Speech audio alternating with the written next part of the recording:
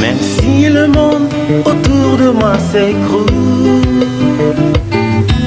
et même si au bout de mon parcours je ne vois plus du tout un petit secours, je proclame qu'il est Dieu. Car je n'ai pas besoin de voir pour croire. Je pose pas des... Bonjour, une fois de plus les bien-aimés dans le Seigneur. Nous bénissons le Seigneur pour la grâce qu'il nous donne, selon sa grande fidélité, d'être vivant encore ce matin. Dernier dimanche du mois de février, c'est une grâce. Alléluia. Peut-être ainsi dans la sainte présence de Dieu. Et c'est un privilège. Nous saluons davantage les bien-aimés qui, comme Dieu le disposait, les précieuses minutes de leur temps pour suivre nos messages vidéo. Bien-aimés, nous vous encourageons davantage, appréciant la disponibilité de votre temps pour suivre nos messages vidéo. Et comme nous l'avons toujours dit, parce que nous pouvons disposer ce temps en Dieu, alors Dieu s'en servira pleinement pour l'accomplissement de ses plans parfaits dans nos vies. Ainsi, ce temps à lui disposer n'est pas une perte. Alléluia. C'est plutôt un gain de temps. Nous voulons nous remettre entre les mains du Seigneur, lui qui nous réunit ce matin, qui nous accorde encore la grâce par son esprit, nous donne un cœur et des oreilles de disciples. Saisissant sa parole ce matin, que nous puissions la garder dans nos cœurs et la mettre en place. Amen. Amen. Amen. Dieu merveilleux et Père incomparable, nous t'élévons ce matin et te glorifions. Nous bénissons ton Seigneur pour la grâce que tu nous fais d'être vivant et d'honorer à cela nous voir avec toi. Nous voici, Seigneur notre Dieu, au point de nous plonger dans ta parole. Nous voulons, au Père éternel, notre Dieu, que davantage tu nous donnes un cœur des oreilles de disciples. Que par ton esprit, Seigneur, tu nous aides ce matin à saisir une fois de plus ta pensée. Oh Seigneur notre Dieu, pour la garder dans nos cœurs, à nous mettre en pratique, pour la gloire de ton Seigneur dans nos vies, au Père et à travers nous. Mon Dieu de fidélité, prenons le contrôle absolu de notre être, l'esprit dans notre corps. À la gloire de ton Seigneur, notre Dieu. Dieu de cet environnement, Seigneur, au nom de Jésus-Christ de Nazareth. Amen. Amen. Vous asseoir, bien-aimés.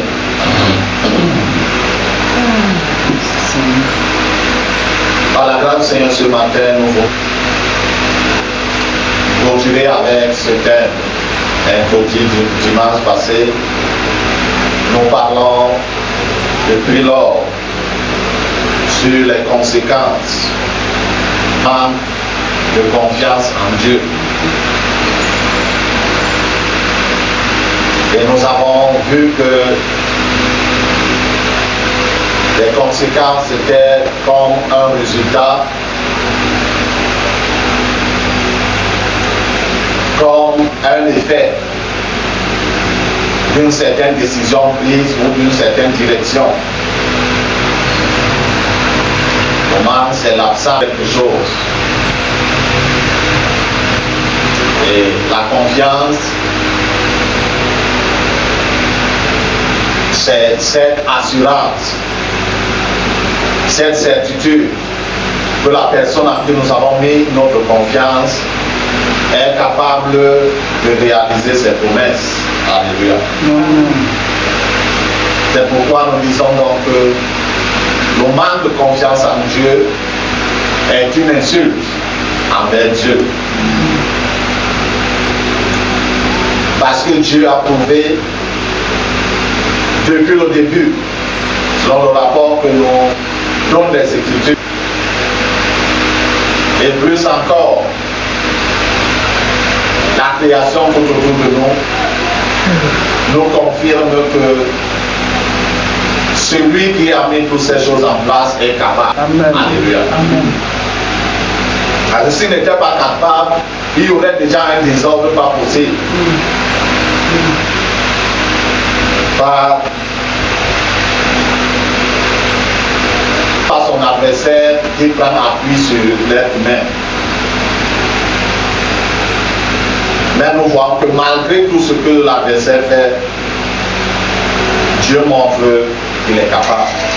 Alléluia. Sinon la terre se serait arrêtée de tourner un jour. Alléluia. Quand on reste comme ça, on se pose la question, mais le jour s'est levé, on est à 18h, 19h, c'est toujours tôt. On est à 23h, c'est toujours le jour. Et c'est peut-être les satellites. Depuis là, la terre s'est arrêtée de tourner. Ceux qui sont de l'autre côté du globe vont constater, mais depuis la nuit, nous dormons depuis les 6h du matin. Il est 10h du matin, c'est toujours la nuit. Alléluia. Parce que l'adversaire de Dieu se serait aidé dans la chose et aurait arrêté la matérialisation du plan de Dieu. Alléluia. Amen. Mais Dieu nous montre qu'il est digne de confiance. Amen. Donc, de confiance en Dieu, plus particulièrement pour ceux qui se sont engagés avec Dieu, c'est une très grande insulte. Et les conséquences s'ensuivent. Bien que Dieu soit invisible, il nous demande tout de même, nous qui sommes dans le corps ou la chair, dans le visible, d'avoir foi en lui, de voir confiance en lui. Alléluia. Et nous avons vu la fois dernière ce que le manque de confiance a apporté dans la famille d'Élimée. Ce que le manque de confiance a apporté dans la vie du roi Akazia. Ce matin, nous évoluerons dans le même sens. Et nous voulons lire dans le chapitre 14 du livre des Nombres. À partir du premier verset jusqu'au verset 11.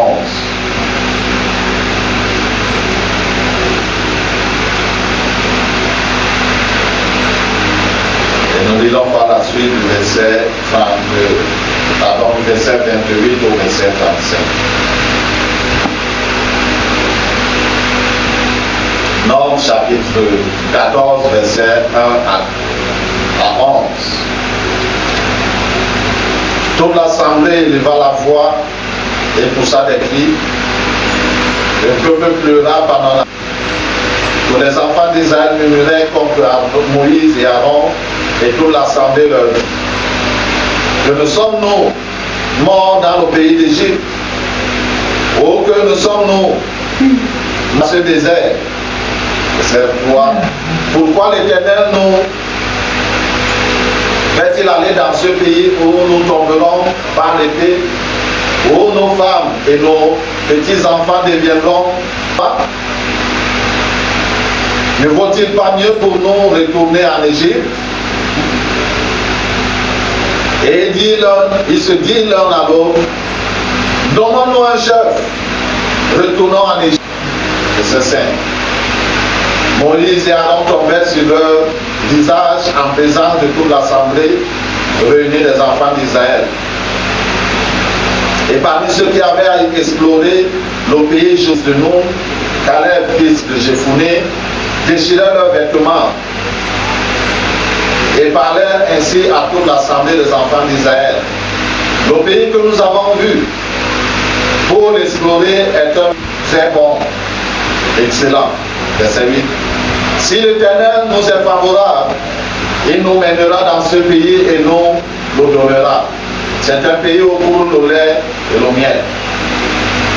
Nous ne sommes pas libérés contre l'Éternel et ne créons pas les gens de ce pays, car ils nous serviront de pâture.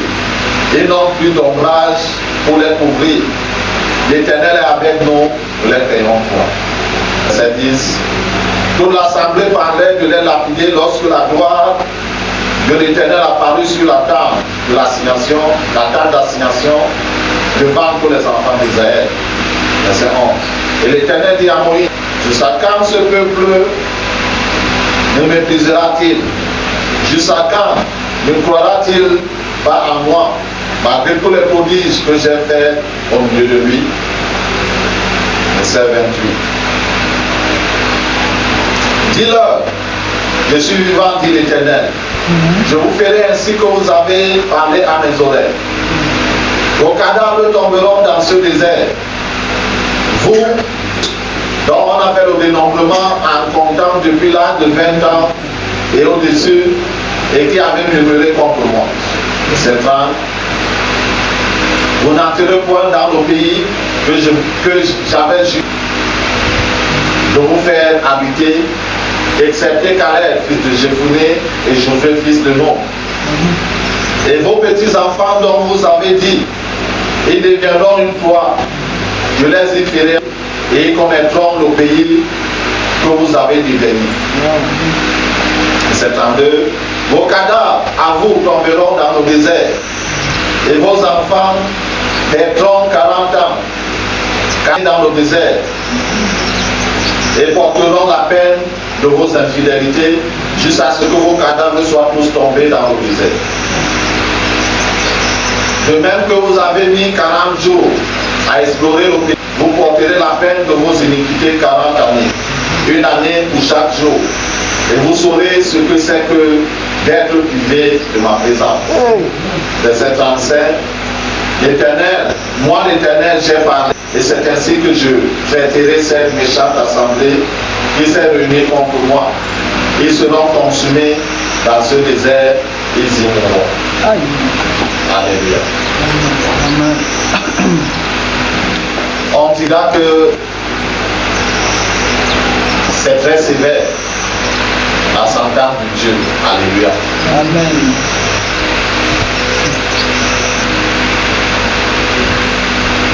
Mais imaginons un papa qui est multimilliardaire et que son fils aille voler 10 000 francs.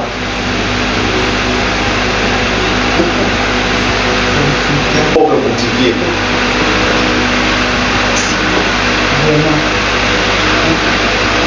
Parce qu'il dit qu'il avait un problème urgent. Il va voler 10 000 francs chez un pauvre boutiquier. Comment son père se sent? Alléluia. Amen. Ce n'est pas pour un problème même d'1 million, même de 10 millions que son père va s'aligner. Même quand il part à la banque, il ne va pas s'aligner comme tous les autres. Derrière là-bas, son gestionnaire de compte lui dit non, non. Il fait signe de loin, pas de l'autre côté. Parce que lorsqu'il vient à la banque pour déposer, c'est des centaines de millions qu'il dépose. Alléluia. Amen. Donc le mal de compte en Dieu, bien aimé, c'est une très grave insulte.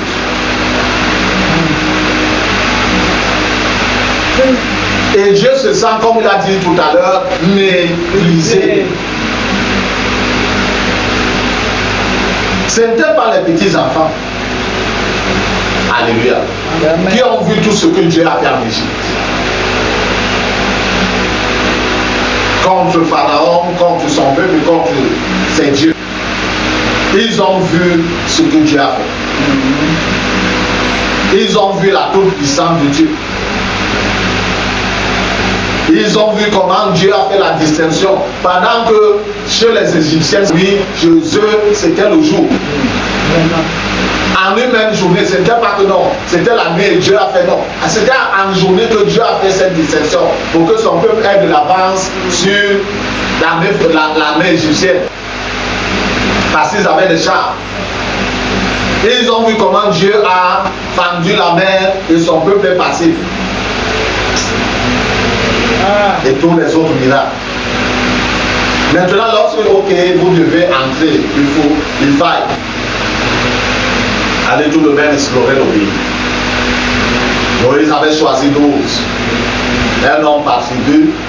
Et ils étaient allés, ils ont fait 40 jours pour explorer le pays. Et ils sont revenus de l'exploration avec des bonnes et des mauvaises nouvelles. La bonne nouvelle était que réellement, le pays dont l'Éternel dit c'est un pays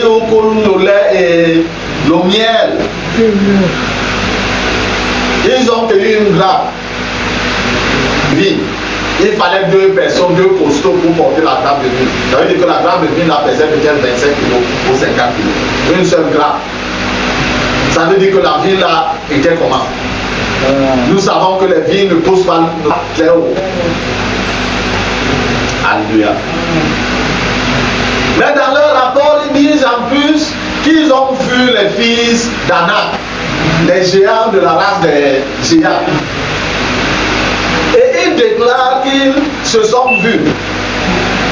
À leurs yeux, eux les Israélites qui ont exploré le pays, ils se sont vus comme des sauterelles. Et ils sont également entrés dans les yeux des fils d'Anak pour se voir dans les yeux des fils d'Anak qu'ils étaient aussi des sauterelles.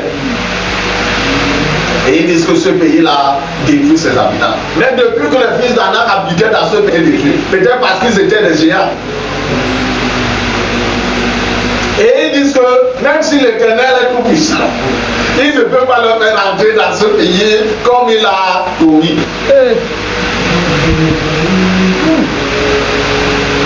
Plus encore, ils disent qu'il faut se nommer un chef pour rentrer en Égypte. Parce qu'ils reconnaissent que le chef qui est sur eux, c'est le chef que l'Éternel a mis sur eux. N'oublions pas que Moïse avait grandi en Égypte, dans la maison royale. Donc dans leur pensée, c'était que c'est un espion égyptien qui eux voulait conduire à la destruction. Vraiment. Et quand Josué parmi les 12, 10 ont donné ce mauvais rapport-là. Jusqu'à amener le peuple à pleurer depuis après-midi, toute la nuit jusqu'au lendemain. Ils étaient toujours en train de pleurer. Ils n'avaient pas encore fait un pas pour entrer dans le pays qui détruit ses habitants. Ils étaient encore loin. Ils ont commencé à faire le deuil avant d'entrer dans le pays là. Quand Josué et Caleb interviennent pour dire que non, ne perdez pas espoir ainsi. L'Éternel avec nous. En fait, ces gens-là, eux-mêmes ont peur de nous malgré leur grande taille. Imaginez le témoignage de 2 personnes et le témoignage de 10 personnes. On dit que la loi du plus fort est toujours la meilleure. Mais avec Dieu, la loi du plus fort n'est pas toujours la meilleure. Alléluia. C'est la loi de Dieu qui est la meilleure. Même si tu es seul et que tout le monde est contre toi, aussi longtemps que tu es dans les préceptes de Dieu, c'est toi le plus fort. Amen. Tout le monde peut te condamner. Mais à la fin, on verra que c'est toi. Amen. Amen. D'où Dieu a entendu tout cela toute la nuit. Au lieu que ce soit un refrain de célébration qui monte vers lui, c'était un refrain de mur, un refrain d'insulte. Alléluia. Lorsque les êtres humains d'un cœur sont en train de célébrer Dieu ici, malgré l'imperfection, malgré les décamages et tout, ils demandent d'abord la chorale de s'arrêter d'abord. Pendant ce temps, même si c'est 30 minutes, même si c'est 1 heure, il veut entendre l'adoration qui vient des êtres imparfaits. Même cette nuit-là, c'était une adoration parfaite. Amen. D'où Dieu prend donc sa tasse. Pendant qu'ils avaient décidé que les deux là, Caleb et Josué, et même Moïse et Aaron, ils les lapident, la gloire de Dieu est apparue sur la tente d'assignation. Et ils savaient parce qu'ils ont eu cette culture. Lorsque la gloire de Dieu apparaît sur la tente d'assignation, quel que soit ce qu'on faisait, on fait d'abord un spirit, on s'arrête pour voir ce que Dieu veut dire.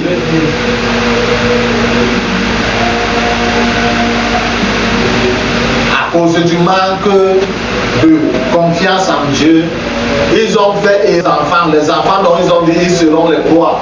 La proie, leurs femmes et leurs enfants, ils s'inquiétaient trop de leurs femmes et de leurs enfants et d'eux-mêmes plus que Dieu. Ils ont fait errer leurs enfants pendant 40 ans dans le désert.